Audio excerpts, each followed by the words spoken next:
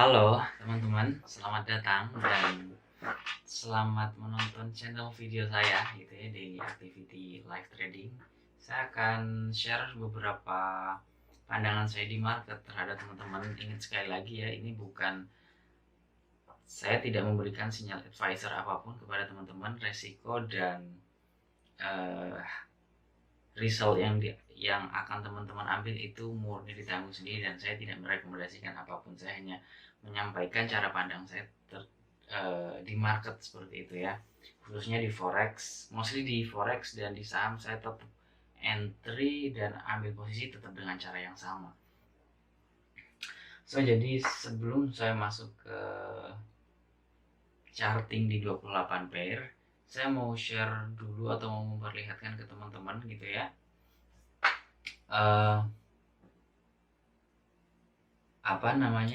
setup kemarin gitu ya.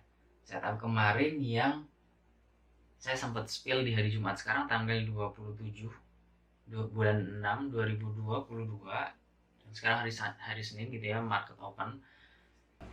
Saya akan share screen ke teman-teman supaya teman-teman bisa lihat lebih jelas. Oke, saya akan mulai.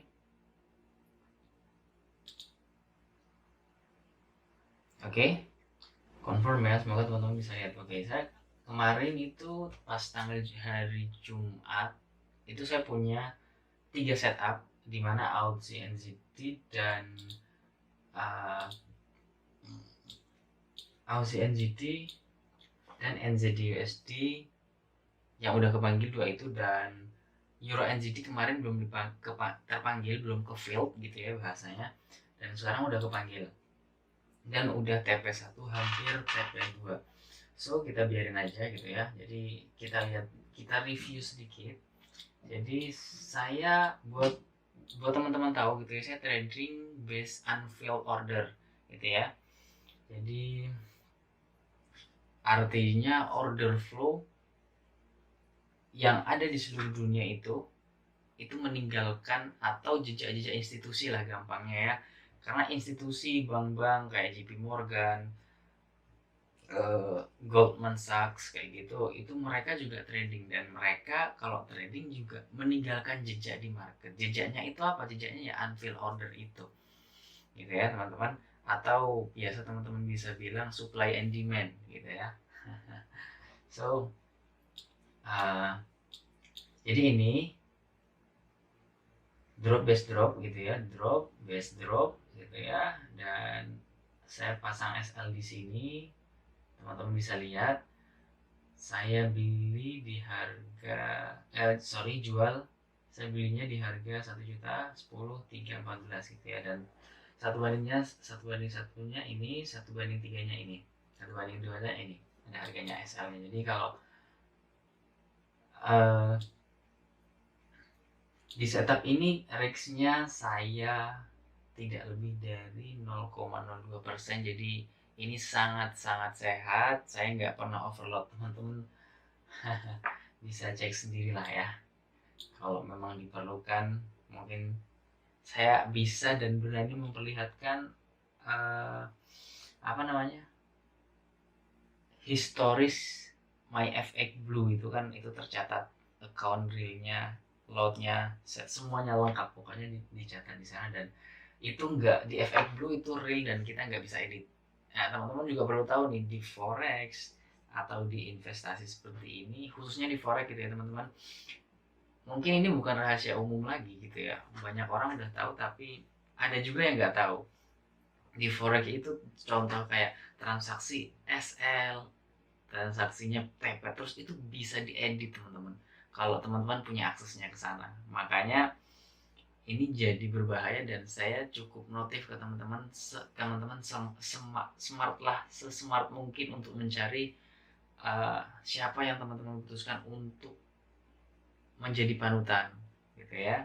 Karena ya ada banyak di luar sana seperti yang udah terjadi sebelumnya, yang baru sempat viral itu ya, mentor yang akunya bisa trading tapi padahal dia nggak trading, dia di hire dan diarahin sama broker tertentu yang tujuannya untuk menggait orang-orang baru atau pemula-pemula yang dia sebenarnya nggak tahu gitu ya, yang nggak cukup aware sama industrinya.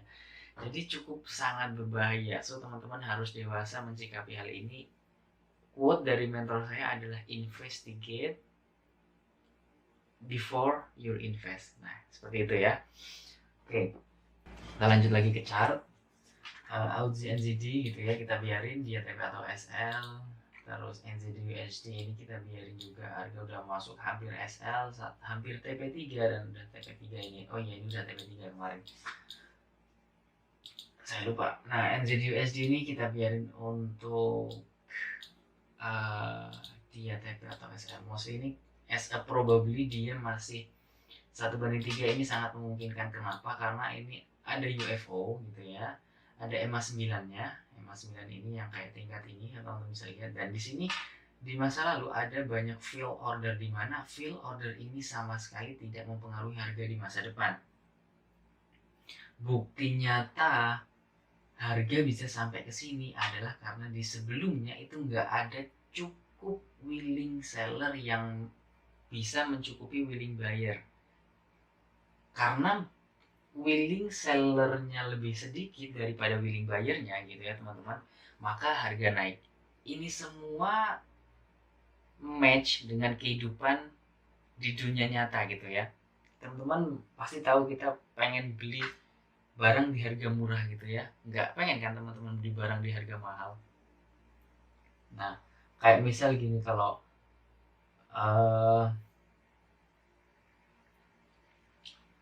teman-teman jual masker nih, masker diborong gitu ya sebanyak mungkin, seberapa adanya masker itu diborong sehingga masker itu habis. Yang tadinya masker di harga mungkin 7.000 gitu ya, karena maskernya habis, penjualnya juga habis karena udah diborong gitu ya sama saya misalnya, akhirnya harga masker naik karena langka, ya kan? Yang tadinya 7.000 mungkin jadi 15.000, harganya langsung naik gitu kan, karena willing sellernya tidak mampu mencukupi willing buyernya sehingga harga naik. Contohnya sama kayak yang terjadi di sini gitu ya. Ntar saya cari sampel buat teman-teman gitu ya, saya cari sampel.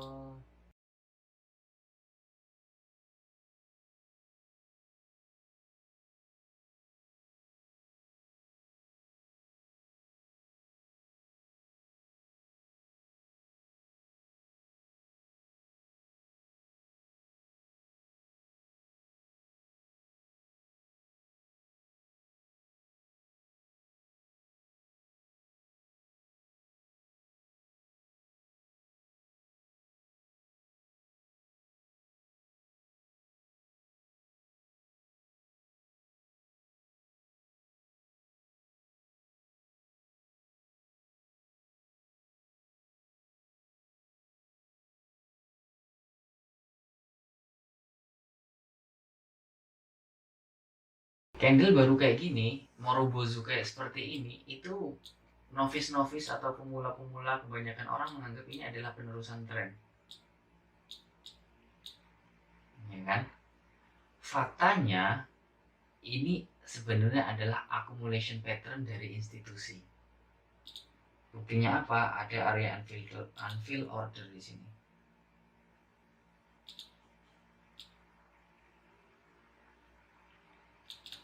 Ya, teman-teman bisa lihat gitu ya. Harga mantul. Harga sentuh dan kemudian mantul. Ya, karena ini penyebabnya apa? Ada area unfill order dan big retest seperti itu ya. Sehingga harga mantul ini 1/3 ini udah sampai gitu ya, 1/3. 1/3 udah sampai ya. Udah sampai nih. Sekitar 5 pips buffer SL-nya. Sekarang kita lanjut ke poinnya gitu ya, teman-teman. Bukti kenapa harga bisa naik dan bukti kenapa area ini gitu ya bisa dengan mudah ditembus dengan candle Morobozu adalah karena nggak ada signifikan willing seller di transaksi sebelumnya. Di sini, nah, Di sini, deretan sini. Karena di sini pertarungan antara willing buyer dan willing seller, gitu ya teman-teman, itu udah habis. Sehingga nggak ada harga yang menghalangi untuk harga ini naik. Lalu kenapa ini harga turun ya? Sebabnya karena ada unfilled order di atasnya. Unfilled order itu sangat banyak di market teman-teman. Teman-teman bisa lihat di semua chart itu ada sangat banyak unfilled order. Nah, mungkin pertanyaannya teman-teman, terus gimana caranya mana unfilled order yang probability lebih bagus dan yang enggak? Pertanyaannya ada di formation dan location. Itu akan saya bahas di tempat yang berbeda, di video yang berbeda. Mungkin masih akan lama gitu ya, karena ini kita awal-awal. Jadi seperti itu. Bukti kenapa harga juga turun dengan mudah adalah karena willing seller di sini udah dihabisin sama buyer. Oke. Willing buyer di sini tidak cukup banyak dengan willing seller sehingga harga drop. Oke, teman-teman. Nah, ini ada satu case contoh lagi.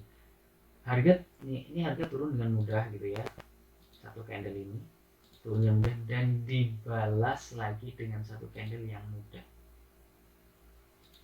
Inilah kenapa di balik chart ini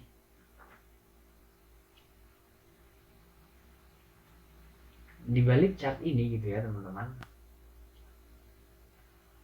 yang terjadi ya seperti ini. Willing buyer dan willing seller, mana yang lebih kuat dia akan dominan.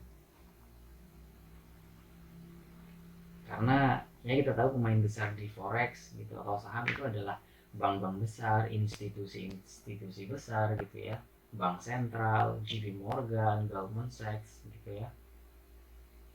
Itu mereka adalah hedge fund besar. Kenapa harga bisa turun dengan mudah? Karena willing sellernya tidak mencukupi willing buyer sehingga harganya naik. Itu ya. Mungkin teman-teman agak bingung gitu, tapi nggak apa-apa, dinikmatin aja gitu ya. Saya dulu juga seperti itu. Saya juga ikut kelas gitu ya teman-teman. Saya adalah alumni Survival to Mastery batch pertama. Mentor saya Mas Dian Agar dan NFC gitu ya. Mereka adalah mentor saya dan saya sangat berterima kasih sama mereka karena hari ini saya trading dengan sangat mandiri tanpa intervensi dari siapapun gitu ya sampai hari ini, which is itu buat saya sebuah pencapaian yang cukup baik. Dan secara mungkin pertanyaannya profitable nggak? Yes, profitable teman-teman, profitable. Mungkin teman-teman nanya lagi, mana coba dong perlihatin akunnya gitu ya. Mana seberapa besar sih depositmu gitu kan. Mungkin teman-teman nanya kayak gitu.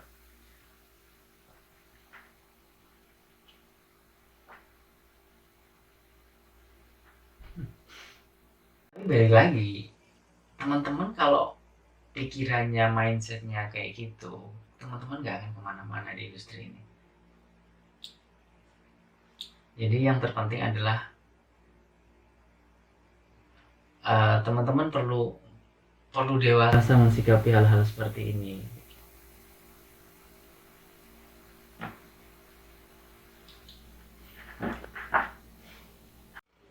Oke, kita lanjut lagi gitu ya teman-teman. Itu sebenarnya terkait psikologis sih. Gini deh teman-teman, buat teman-teman yang pemula gitu ya,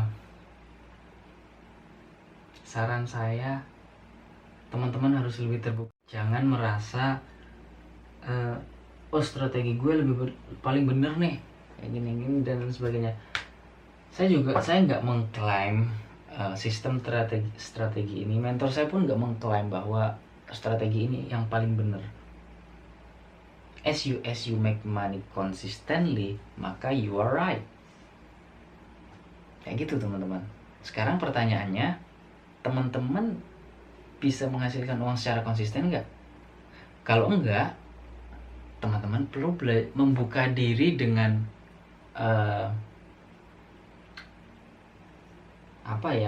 merendahkan diri untuk belajar dengan orang yang memang proper gitu ya, bahwa memang teman-teman ada yang perlu di upgrade gitu ya.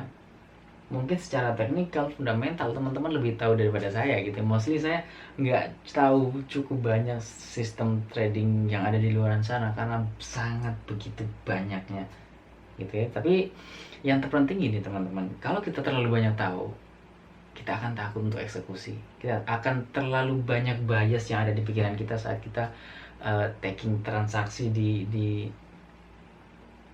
trading room kita gitu ya.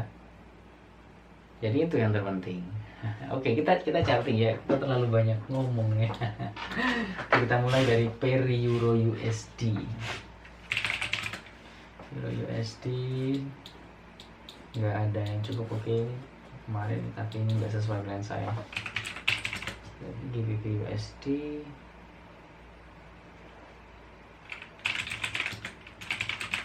USD JPY, USD CAD, USD CHF,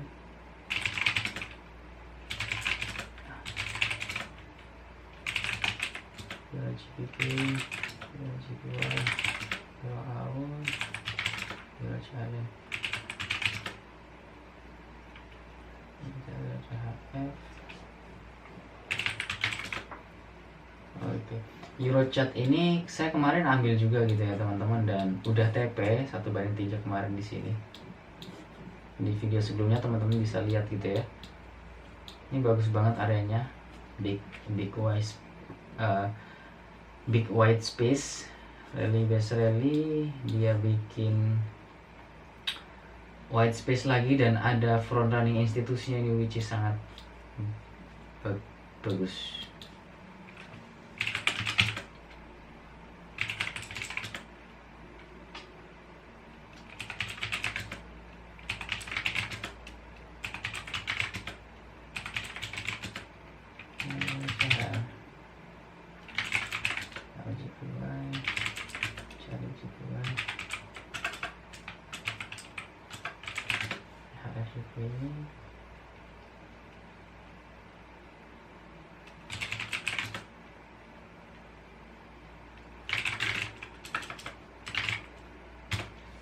Jadi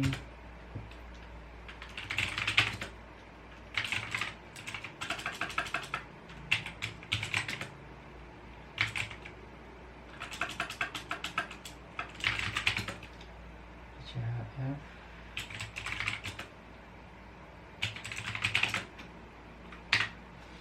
ini dia.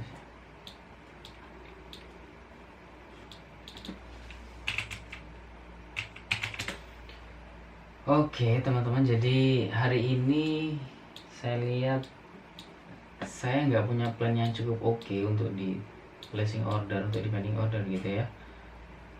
Mostly sih memang teman-teman biasanya kalau hari Senin gitu ya, Jumat, Sabtu, Minggu kan libur tuh. Hari Senin itu biasanya memang peluangnya opportunity di forex itu memang kurang bagus, atau biasanya sangat jarang. Biasanya tuh mungkin sorenya atau malamnya itu baru ada, biasanya ada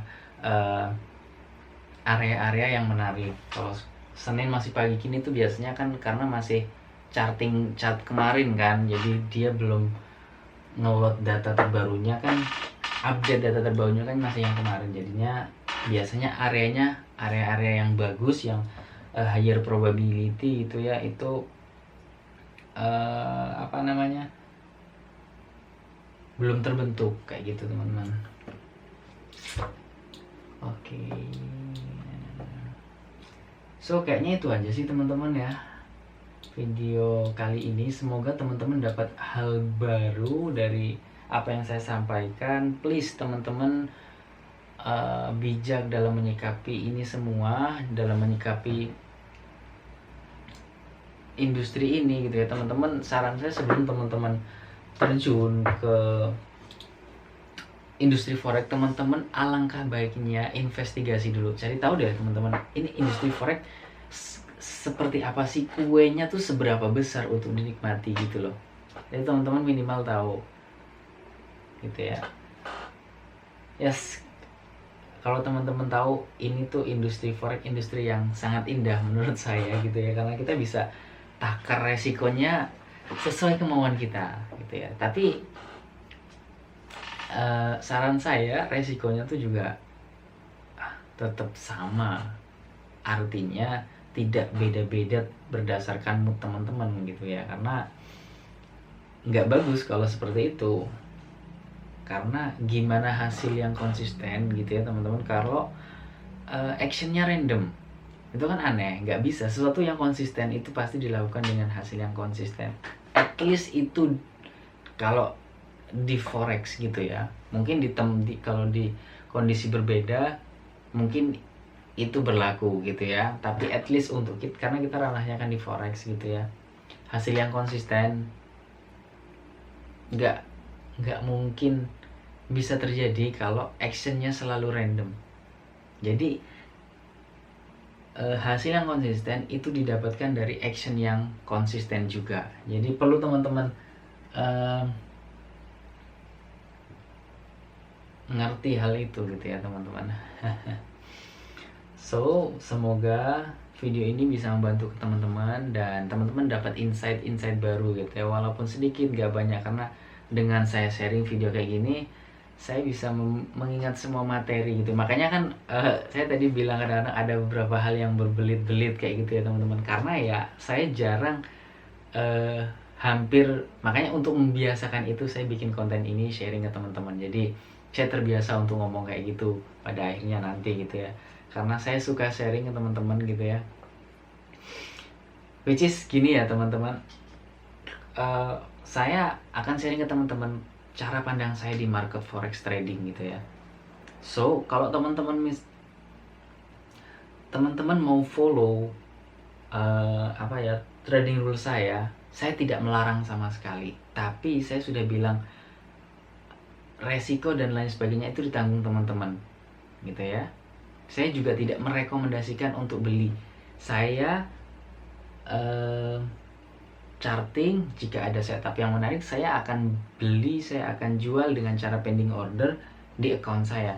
Kalau teman-teman mau ikut itu terserah teman-teman, semuanya kendali dan keputusan ada di tangan teman-teman. Tapi saya garis bawahi lagi, ini bukan sinyal advisor gitu ya, karena akan ada hari SL, akan ada hari TP gitu ya teman-teman, dan apa ya, psikologisnya juga beda. Saya udah ngerjain ini selama 2 tahun gitu ya teman-teman. Saya ikut kelas 1 bulan, 3 bulan saya compile data 2018, 2019 dan 2020 sampai hari ini. Saya masih catat jurnal tradingnya gitu ya teman-teman. Kalau teman-teman mau lihat, saya spill sedikit, nggak perlu buat apa juga gitu ya. Saya nggak perlu membuktikan apapun ke teman-teman. Kan gini teman-teman, kita belajar gitu ya, yang kita bayarkan adalah omongannya gitu ya teman-teman. Kita nggak peduli dia, misalkan gitu, kita nggak perlu dia ngelakuin apa enggak, selama apa yang dia lakuin itu benar dan make sense, maka kita boleh ngelakuinnya. Perkara mentor kita ngelakuin atau enggak, itu urusan dia. Kayak gitu teman-teman. Kalau teman-teman menempatkan posisi bahwa mentornya aja nggak ngelakuin ini, gimana gimana yang ngefollow gitu ya kan. Ya buat teman-teman, kalau misal teman-teman mau berpikiran seperti itu boleh, which is bebas, nggak ada yang dikekang dalam hal ini. Tapi saya mau memberi benchmark sama teman-teman gini, karena kan kita ikut kelas, apa yang kita beli adalah apa yang disampaikan, iya kan teman-teman, bukan dia melakukan apa enggak. Kalau dia melakukan itu menjadi sesuatu yang baik, sesuatu yang bagus. Tapi selanjutnya lagi, kalau dia melakukan dan apa yang disampaikan nggak benar, kan buat apa? Yang terpenting adalah apa yang disampaikan itu masuk akal, make sense, dan bisa dilakukan. Perkara mentor kita nggak mengerjakan itu atau enggak, itu urusan dia, gitu kan. Jadi gitu. So teman-teman, balik lagi saya bilang teman-teman, please dewasa mensikapi hal ini, atau lebih di video ini ya. Jangan sampai teman-teman nanti kena misleading sama hal-hal yang nggak bener gitu ya. So jadi itu aja, semoga teman-teman suka. See you the next video. Saya akan rajin upload video gitu ya, kalau nggak males. And bye bye, have a nice day.